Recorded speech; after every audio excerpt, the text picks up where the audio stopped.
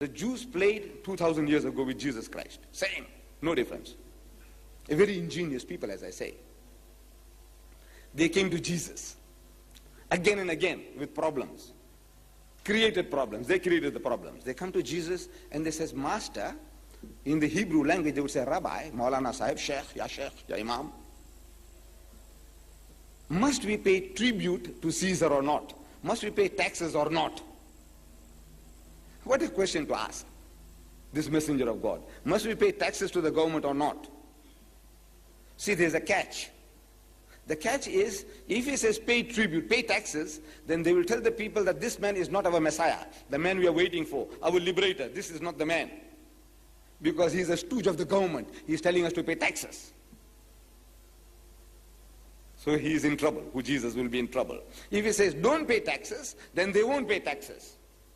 So if the government accosts them, he said, look, our Messiah says don't pay. So either way, Jesus loses. It's heads I win, tails you lose. Beautiful, beautiful strategy. Either way, Jesus would be the loser. But Jesus is also a Jew. And also Allah has given him that intelligence. So he's asking them, where is the tribute money, the tax money? So they give him a coin. So here.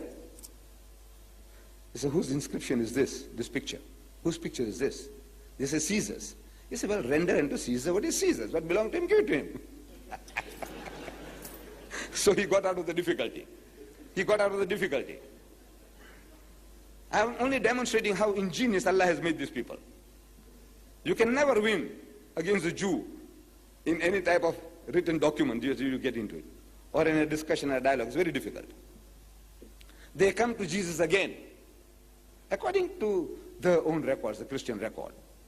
Now they bring a woman. They catch her and they bring her. They say, you know, Master, this woman, we caught her in the act of doing zina, adultery. What must we do to her? So if he says, stone her, they'll stone her. Because that was a law. In the Torah, it says the adulterer and the adulteress must be stoned to death. So if he says stone her, they'll go and kill her. And adultery was not a capital crime in the Roman Empire. So they'll be charged. He said, why did you kill that woman? He said, look, our Messiah said so. So he's in trouble with the government. If he says, let her go, then they say, see, this man is not a man of God. Because of the Torah says that the adulterer and the adulteress must be stoned to death. So again, heads I win, tails you lose. Both way, poor Jesus loses. So what does he do? Again, he's also a Jew. Allah has also given him that intelligence. So he says, let him who's free from sin cast the first stone.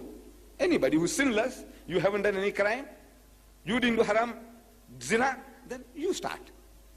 And then he started scribbling in the sand. The Christians don't know what he was scribbling. People were watching over his shoulder to find out what he's scribbling.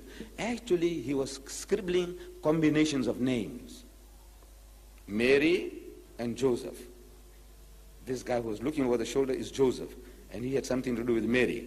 So this is Mary and Joseph. It reminds him as is me. Away he goes. Then Solomon and Bathsheba. So the guy was looking over the shoulder was Solomon, and he had something to do with Bathsheba. So away he goes.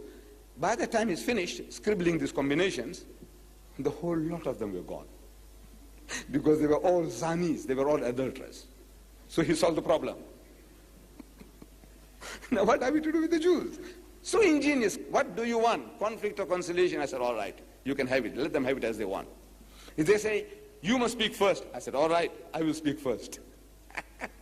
Alhamdulillah. You know, I said, look, if Allah has put you in the right, if you have got the right this thing, you don't